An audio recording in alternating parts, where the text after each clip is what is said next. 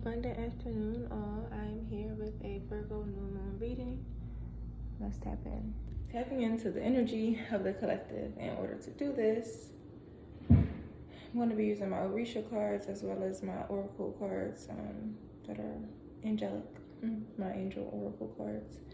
And then I have the lapis lazuli stone with me to represent earth and balance and a connection to the higher self and the higher power. I have a crow feather to connect us with air and the air element, a candle to connect us with the fire element, and water to connect us with the water element. That's what we do here. So I'm gonna clean these cards out.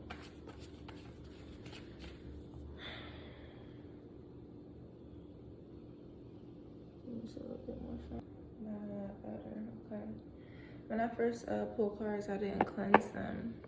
And it was just weird stuff happening. I felt weird about it. I'm like, we gotta start over. We must start over. Okay, all right, so as we tap into this Virgo season reading, or new moon in Virgo, I should say, just want to figure out what the collective should be focusing on. The best way to be intentional about what you have going on and intentional about your goals is to know what exactly you're doing. Let's find out some focus, right?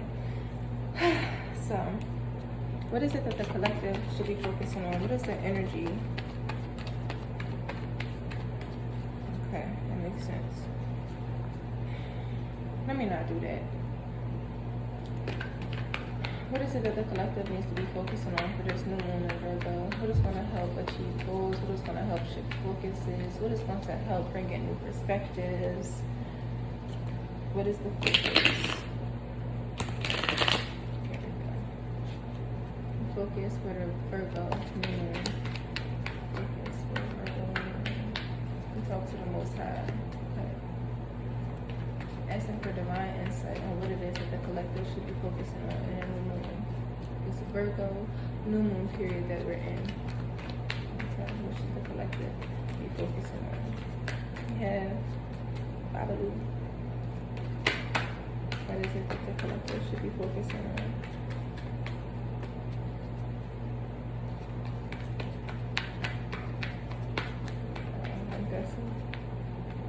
Okay.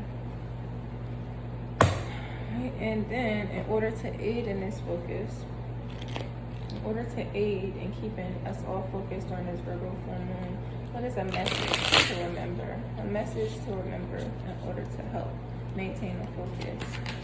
A message to remember in order to help maintain the focus.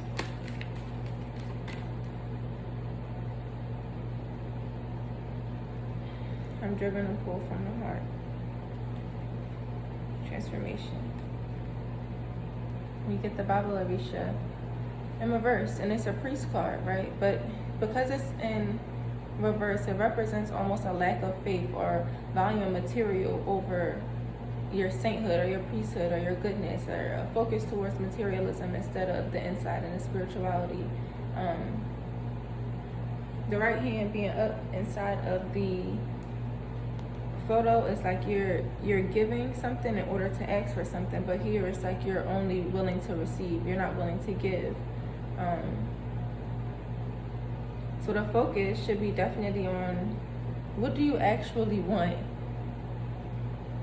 What is it that you actually want? And why are you not willing to give out what you want to receive? So the focus on this season, in order to stay in alignment, in order to keep your intentions set, let's figure out exactly what it is you want. Let's actually have faith that it will happen too. Like, don't just be sitting here doing things and asking of things and then not having true faith in the fact that it will happen for you, because that's the number one way to repel it away. Repel it away. It's the number one way to repel it. So I even see that it may be somebody that plays an important role in society. Don't feed too much into that person, because they're going through something and they're not in a position to lead right now. They're not in a position to be leading right now, because they're not listening. They're operating off of a lack of faith. You don't follow anybody who's operating off of a lack of faith. Because of this, like, the protection is weak. You have weakened protection. Yeah. And Oshumare, this card, I don't know. I believe that this card is about sexuality, transformation. What's done in the dark will come to the light. Because snakes just represent fertility to me, but also vulnerability and the ability to like be raw and still grow through it. So this may be a time of short trips, whether either in distance or time. Lots of wealth, lots of abundance, but it's all about keeping it in check, right?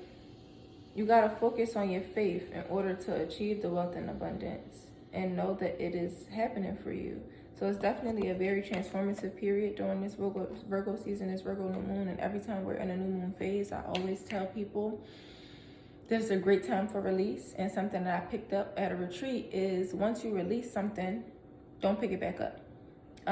In order to transform, you can't take your old tools to your new stage, your new state, your new job, your new friends, your new relationships. Don't hinder yourself. Allow yourself to grow, to fly, to spread your wings, and let go of this old shell of who you think you should be to become who you actually know that you are.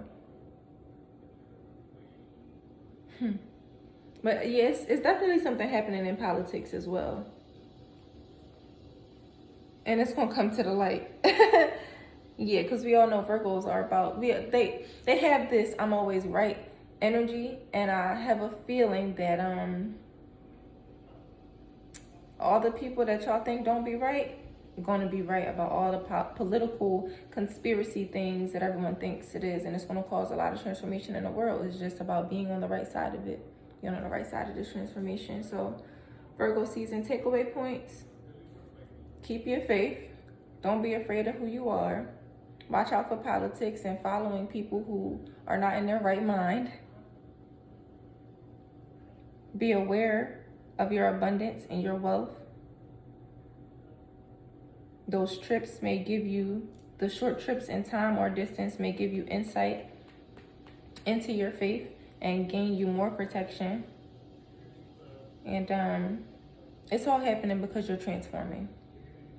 You're transforming, the collective is transforming, the universe is transforming, the earth is transforming. Yeah. So stay up, stay focused, stay positive as always. And if anything has resonated with you or you felt like a message really shook your spirit, just leave a comment below. And that's all I need from you, actually. Community starts with conversation.